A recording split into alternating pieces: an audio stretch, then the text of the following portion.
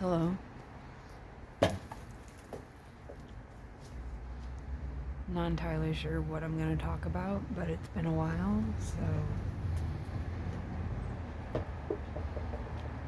wanted to touch base with myself.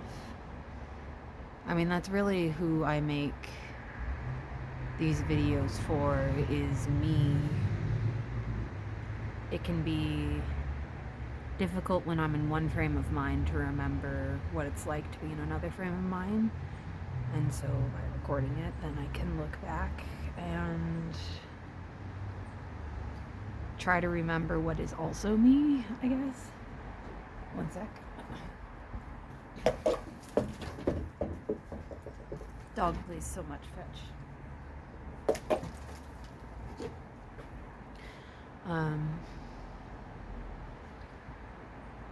I have been conscripted to run a Dungeons and Dragons game. So I agreed to run 6 sessions next year.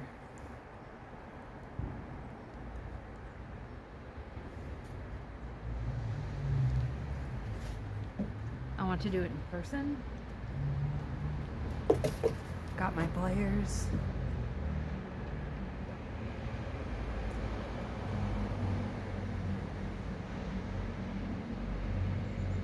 We're not going to start till February, but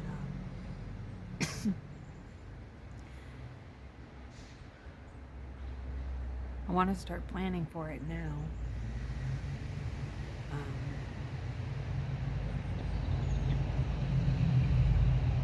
A lot of my nostalgia around Dungeons and Dragons isn't actually around playing.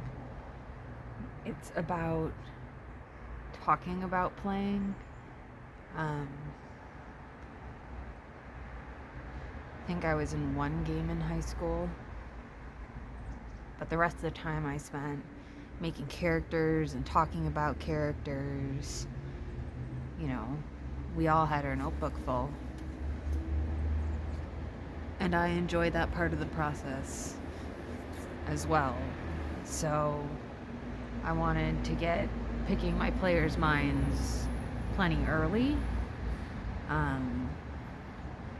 for what they're looking for, so I can try to build a short campaign around them.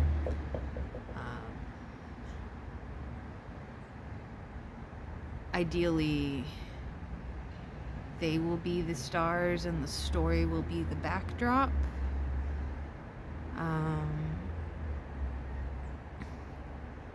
But I'm working off of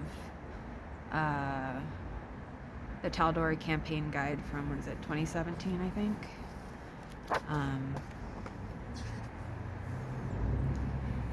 And so we're gonna be set in Westruun, in like the Critical Role universe. And like, it just takes so much weight off my back of using a pre-written campaign setting, and I have watched so many hours set in this world that it feels like I've got the basics down, and so I don't have to make up the basics and the details, I just have to make up the details. And I feel like I'm at sort of an advantage because my players have also not watched Critical Role, so it's not like they're also aware, there's not like an expectation of how things should be.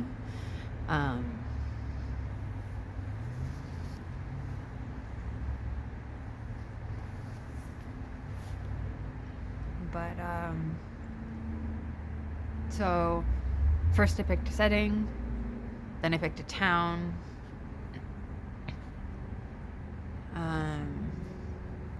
Players are starting at 3rd level. Roll for stats. I will always roll for stats. But I don't want people to not have fun. So I always do roll for stats, roll 4, drop the lowest one, and then if you don't get at least one stat above a 15, you re-roll.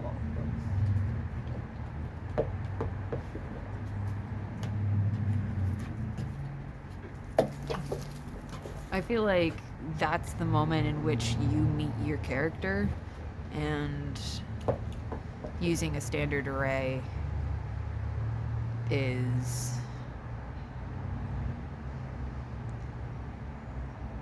I don't know, like I enjoy the process of seeing the stats and seeing who my character could be, especially if you roll in order.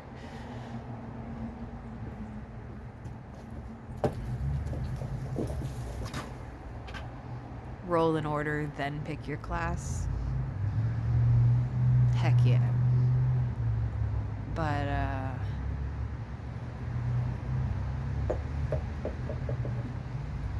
I don't know.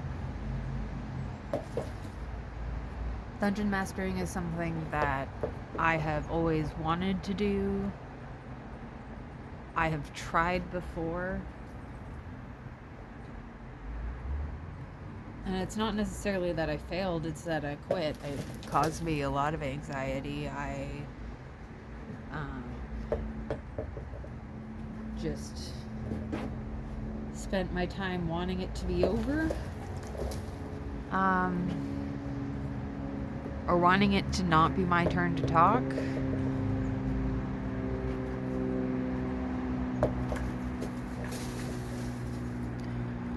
Yeah, not wanting my turn to talk. There's probably something in there.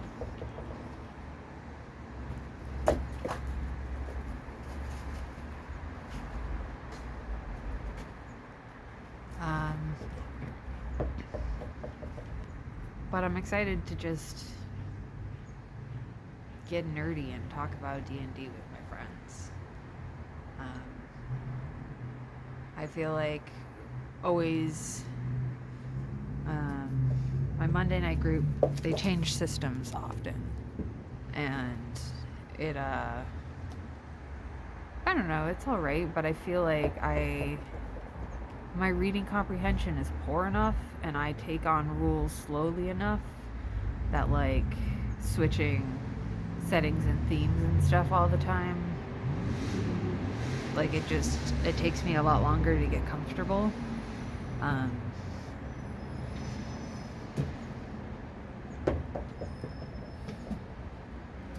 But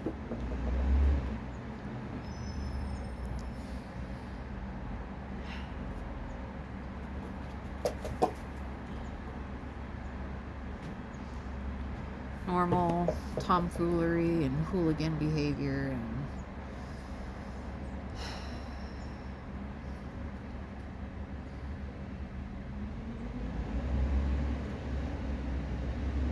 my husband asked me how much of a liability he could be, like how much nonsense he could cause in the game.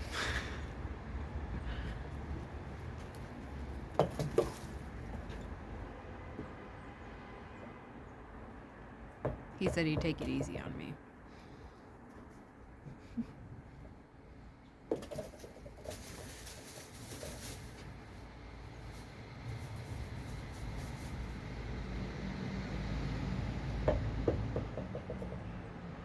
It's a little chilly, but it's a beautiful afternoon. It's not raining today, it's just cloudy. It's a Friday.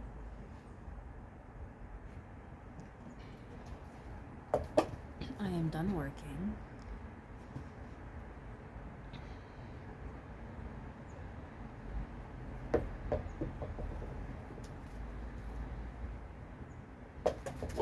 Thanksgiving's coming up. I need to do shopping this weekend for that. And pick up the turkey. My friend has the turkey in their freezer. their company gifts them a turkey at Thanksgiving, and they gift it to us because they eat Thanksgiving with us, which I love. We're in for a very full table this year.